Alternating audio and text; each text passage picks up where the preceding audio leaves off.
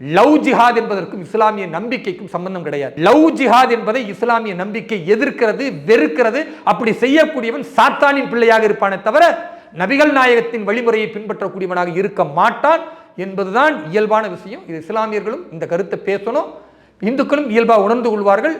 இந்த படத்தினால் பெரிய தாக்கம்லாம் ஏற்பட்டு விட முடியாது. படம் எல்லாத்தையும் மாத்திரும்னா இன்னைக்கு பல படங்கள் பல விஷயங்களை மாத்திருக்கணும், அப்படிலாம் கிடையாது. இது ஒரு திரைப்படம், தி கேரளா ஸ்டோரி. அதனுடைய கரு உண்மை. கமர்ஷியலா பல விஷயங்களை சேர்த்திருக்கிறார்கள். அதுல ஒரு சில விஷயங்கள் இஸ்லாமியர்கள் மனம் புண்படும் போன்று கொஞ்சம் எக்ஸ்ட்ரா சேர்த்திருக்காங்க. இயல்பா இந்த மாதிரியான கான்ட்ரவர்சியல் படம் வரும்பொழுது நீங்க பாத்தீங்கன்னா ஒரு நல்ல இஸ்லாமியரையும் காட்டுவாங்க. உதாரணத்துக்கு விஜயகாந்த் படம் இருக்குன்னா ஒரு தீவிரவாதி விஜயகாந்த் ஃபைட் பண்றாரு அப்படின்னா விஜயகாந்த் கூட ஒரு சப் ஆக்டர் ஒருத்தர் இருப்பார், அவர் இஸ்லாமியர் இருப்பார், அப்துல் காதரா இருப்பார். அவர் சேர்ந்து தீவிரவாதி சண்டை போடுவார், தீவிரவாதி அவனை சுட்டு கொண்டுருவான், கடைசியில் விஜயகாந்த் போட்டு ஜெயிச்சிருவார். அப்போ ஒரு இஸ்லாமிய இந்த பக்கம் இருக்கான்.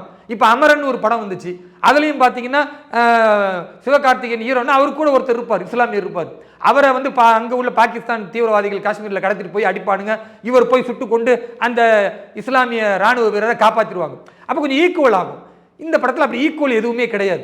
எந்த இடத்திலும் இஸ்லாமியர்கள் இந்த லவ் ஜிஹாத்தை எதிர்க்கிறோம், இப்படி அபலை பெண்களை இப்படி செய்யறதை எதிர்க்கிற மாதிரி ஒரு சின்ன சீனோ ஒரு நேர்மையான இஸ்லாமியர் பேசுகிற மாதிரி எங்கேயுமே வைக்காததுனால இயல்பாகவே இஸ்லாமிய மனம் என்ன புண்படுகிறது, இது மொத்த இஸ்லாமியர்களையுமே காட்டுற மாதிரி இருக்கு என்ற ஒரு நிலை இருக்கிறதே தவிர இதை தாண்டி பார்த்துட்டா அது ஒரு கமர்ஷியல் படம்.